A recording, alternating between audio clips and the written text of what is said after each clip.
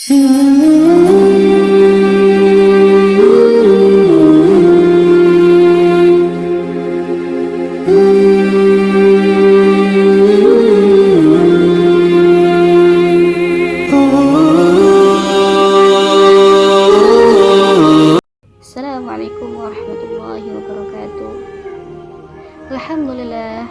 Alhamdulillahi rabbil alamin wa bihi nasta'in wa ala umurid dunya waddin wassalatu wassalamu ala asyrafil anbiya wal mursalin wa ala alihi wa sahbihi ajma'in.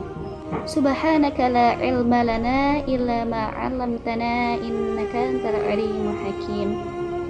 Rabbi shrah li sadri wa yassir li amri wahlul 'uqdatam min lisani yafqahu qawli. Amma ba'du.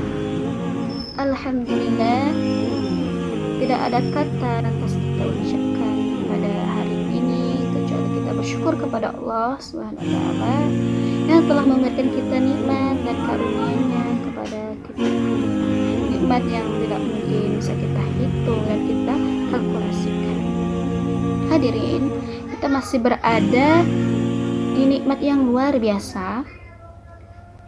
Kita berada di salah satu penghujung bulan dari 4 bulan haram, yakni bulan Sya'ban. Semoga Allah memberikan kita taufik dan hidayahnya kepada kita agar kita bisa menutup bulan haram ini dengan husnul khatimah. Amin, amin ya rabbal alamin. Oke. Kita sudah 14 hari ya bersama bulan Sya'ban. Nah, kenapa bulan ini dinamakan bulan Sya'ban? Nah, karena ya li'annahu yatasha'abu minhu khairun 'azimah. Karena di dalamnya itu terdapat kebaikan pahala yang Allah sediakan untuk umatnya yang mau melaksanakan keuntungan beribadah di bulan Sya'ban ini.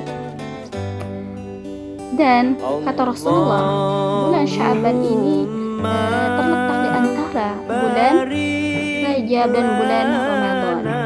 Maka saya katakan bulan Sya'ban ini seperti di anak tirikat. Kenapa demikian? Nah, coba kita lihat pada situasi di lapangan ya. Bulan Sya'ban ini kenapa dikatakan seperti di anak tirikat? Ya, karena bulan Sya'ban ini secara fisik atau secara zahir tidak ada penyambutan. Berbeda dengan bulan Ramadan. Ketika H-5 Ramadan misalkan ya, ada di beberapa spot Jakarta misalkan ya, ada baliho-baliho yang bertuliskan marhaban ya Ramadan. Nah, maka ketika H-min bulan Sya'ban, apakah ada baliho-baliho yang bertuliskan marhaban ya Sya'ban? Kemudian bulan Sya'ban ini pun dinamakan bulan yang dilalaikan oleh manusia, sehingga Rasulullah bersabda, syahrun dzalika syahrun yaghfurun nasu anhu baina Rajabin wa Ramadan. Ini adalah bulan yang dilalaikan oleh kebanyakan manusia karena di antara bulan Rajab dan bulan Ramadan. Demikian.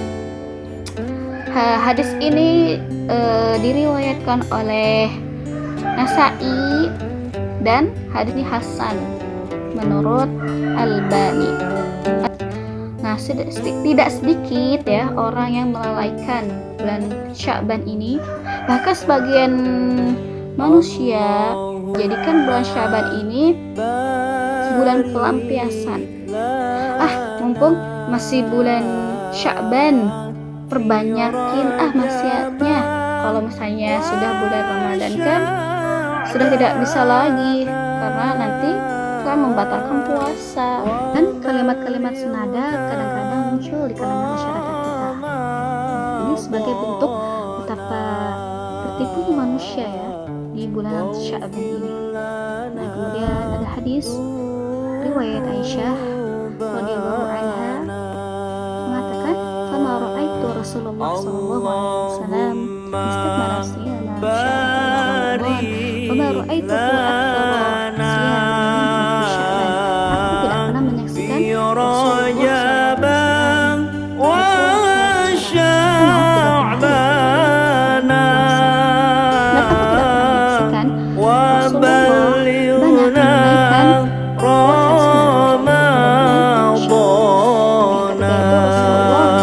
ketika itu Rasulullah meminta kepada para sahabat agar membiasakan diri menunaikan puasa sunnah Sya'ban ini sebagai bentuk persiapan menuju bulan Ramadan. Nah, wahai hadirin, inilah tips yang disarankan oleh Rasulullah. Kalau jika kita pengen bulan Ramadan kita ini penuh berkah dan Ramadan kita di dalamnya itu penuh dengan ibadah-ibadah, ya inilah yang harus kita lakukan, yaitu membiasakan diri untuk melaksanakan puasa sunnah atau amalan-amalan yang lainnya itu dibiasakan di bulan Sya'ban. Nah, dalam hal pemanasan ini kita ibaratkan seperti seorang atlet ya, hendak mengikuti olimpiade.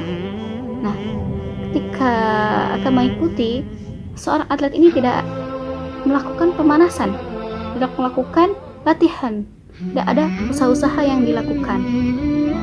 Kemungkinan apakah seorang atlet ini akan menang atau akan kalah? Nah, kemungkinan besarnya dia pasti akan kalah ya, karena sebelumnya tidak melakukan pemanasan. Nah, begitupun dengan kita. Jika kita pengen puasa Ramadan kita sukses ya, kita melakukan pemanasan. Inilah yang harus kita lakukan ya. Ini bulan Sya'ban. Gunakan bulan Sya'ban ini dengan sebaik-baiknya. Melatih diri kita melakukan amalan-amalan yang disyariatkan oleh Allah. Kemudian amalan lain yang perlu kita tingkatkan di bulan Sya'ban ini, yaitu yang kedua adalah membiasakan diri untuk membaca Al-Quran ya. Seperti yang kita ketahui bahwa bulan Sya'ban ini adalah bulan sebagai bulan pemanasan menuju bulan Ramadan. Nah, maka kita hidupkan dengan membaca Al-Quran, karena bulan Ramadan adalah bulan Syahrul Quran, bulannya turun Al-Quran.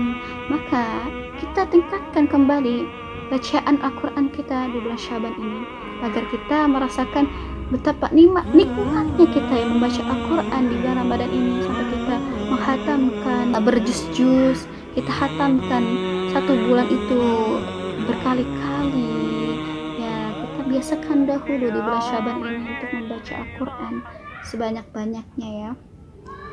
Nah, sebagaimana yang dilakukan oleh para ulama zaman dahulu ya, ketika pertama bulan Sya'ban, ulama zaman dahulu itu sudah mulai membiasakan diri untuk melaksanakan puasa sunnah, kemudian membaca Al-Quran, dan toko-toko pun di jalan-jalan itu mulai ditutup karena hendak mempersiapkan diri untuk bertemu bulan yang penuh berkah, itu bulan Ramadan. Karena hakikatnya ya, manusia akan merasa sulit melakukan suatu aktivitas tertentu jika sebelumnya itu tidak terbiasa. Selanjutnya yang terakhir adalah menghidupkan di sepertiga malam ini dengan sholat qiyamul lail. Nah, jika kita terbiasa di bulan Sya'ban kita melaksanakan qiyamul lail, maka kita tidak akan berat lagi di bulan Ramadan menghidupkan malam-malam Ramadan itu dengan penuh iman dan ketenangan ya. Sampai-sampai Abu Bakar Al-Balkhi rahimahullah menyatakan bahwa bulan Rajab adalah sebagai bulan untuk menanam, dan bulan Sya'ban adalah sebagai bulan untuk mengairi, dan bulan Ramadan adalah sebagai bulan untuk memanen hasil dari panen tersebut. Barang siapa yang tidak menanamnya di bulan Rajab dan tidak mengairinya di bulan Sya'ban, Lantas bagaimana ia bisa memanainya di bulan Ramadan? Bagaimana ia bisa merasakan nikmatnya amal ketaatan dan beribadah di bulan Ramadan, sedangkan ia tidak pernah mempersiapkan dirinya di bulan sebelum datangnya bulan Ramadan. Karena itu hendaknya kita bersegera menggunakan kesempatan ini sebelum ia berlalu. Dan Yahya bin Mu'az rahimahullah berkata, saya tidak pernah menangisi diriku saat kematian datang, tapi yang kutangisi adalah kebutuhanku, yaitu untuk beribadah saat ia berlalu. Ini yang bisa saya sampaikan ya, mudah-mudahan Allah membimbing kita dalam memperibadatinya. Kemudian semoga Allah melindungi kita ya dari wabah virus corona yang sedang melanda saat ini.